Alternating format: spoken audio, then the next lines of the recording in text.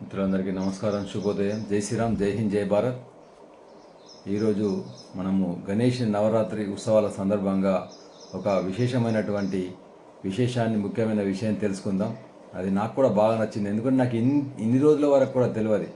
అయితే ముఖ్యంగా ఏంటంటే గణపతి నవరాత్రులు అంటున్నాం. 9 రోజులు మనం గణపతిని పూజ చేసిన తర్వాత 10వ రోజు మనం నిమజ్జనం చేస్తాం. ఎందుకు అసలు 9 రోజులే ఎందుకు అనేటువంటిది నేను చాలామందిని అడిగాను. నిన్ననే నాకు తెలిసింది, సోషల్ మీడియాలో రావడం జరిగింది. అది నాకు బాగా నచ్చింది. అది నిజమా కాదా అనేటువంటిది తెలియదు, కానీ రకరకాలటువంటి వ్యాఖ్యానాలు, రకరకాలటువంటి పురాణ ఇతిహాసాల్లో ఉన్న నేపథ్యంలో ఈ విషయం కూడా నచ్చింది. కాబట్టి ఈ విషయాన్ని మీ ముందుకు తీసుకురావాలనిపించింది. అయితే మనము దుర్గా నవరాత్రులు ఉంటాయనుకోండి, దుర్గామాతను కూడా 9 రోజులు పూజ చేస్తాం. అంటే రోజు ఒక అవతారం లోపట, ఒక్కొక్క రోజు ఒక్కొక్క అవతారం లోపట మనం పూజ చేస్తాం. అదేవిధంగా ఆ విధంగా రోజు అమ్మవారిని ఒక్కొక్క పేరుతోటి కొలుస్తాము. అట్లాగే రోజు 9 రోజులు యుద్ధం తర్వాత మహిషాసుర మర్దిని అనేటువంటి అవతారంతో ఆ యొక్క రాక్షసుని సంహరించడం జరిగింది ఆ జగన్మాత. అయితే అట్లా 9 రోజులు అర్థం చేయదు, కానీ గణపతిని నవరాత్రులు 9 రోజులు ఎందుకు పూజించాలా? ఒకటి రోజు పూజించి నిమజ్జనం చేయొచ్చు కదా, లేదా 2 రోజులు, 3 రోజులు, 5 రోజులు, 9 రోజులే ఎందుకు 10వ రోజున నిమజ్జనం చేసుడు ఎందుకు అనేటువంటిది ఈ విషయం లోపల ఏంటంటే, అయితే పురాణాల ప్రకారం ఏంటంటే వేదవ్యాసుడు, అంటే వేదాలను రచించినటువంటి వేదవ్యాసుడు మహాభారతాన్ని రచించడం జరిగింది. అయితే మహాభారతం గురించి చెప్తుంటాడు. చెప్పగా రాసింది ఎవరంటే, ఎవరంటే డాక్యుమెంట్ రైటర్ లాగా రైటరు వినాయకుడు, గణపతి.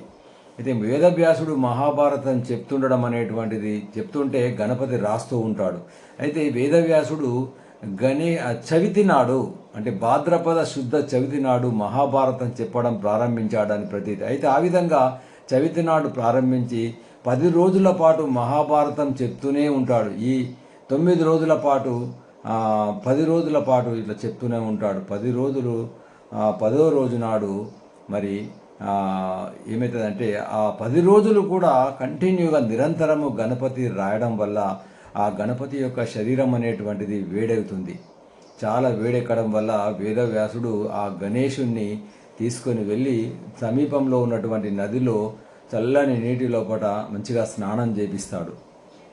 హాయిగా అతని శరీరం చల్లబడుతుంది అన్నట్టు. అప్పుడు ఆ గణపతికి చాలా ఆనందం వేసి, ఇప్పటి నుంచి ఎవరైతే నాకు 9 రోజులు కూడా పూజలు చేసి 10వ రోజు నాడు నాకు నీళ్ళల్లో స్నానం చేపిస్తారో వాళ్లకు అన్ని శుభాలు కలుగుతాయి. ఈ వరాన్ని నేను నా యొక్క వేదవ్యాసుడితో పాటు ప్రజలందరికీ కూడా ఇస్తున్నానని చెప్పడం జరిగింది. అప్పటి నుంచి కూడా అందరూ కూడా ఈ యొక్క గణపతిని 9 రోజులు పూజించి 10వ రోజు నిమజ్జనం చేయడం అనేటువంటిది ప్రారంభించారు అనేటువంటి కథనం అనేటువంటిది ఇది. కాబట్టి ఆ విధంగా మనము ఈ యొక్క కొత్త విషయాన్ని మీ ముందు జరిగింది. ఇది వాస్తవమే అనిపిస్తుంది. కాబట్టి ఈ 9 రోజులు గణపతిని భక్తి శ్రద్ధలతో పూజించి మరి నిమజ్జనం అనేటువంటిది చేద్దాం. జై శ్రీరామ్, జై హింద్, జై భారత్, జై గణేష్.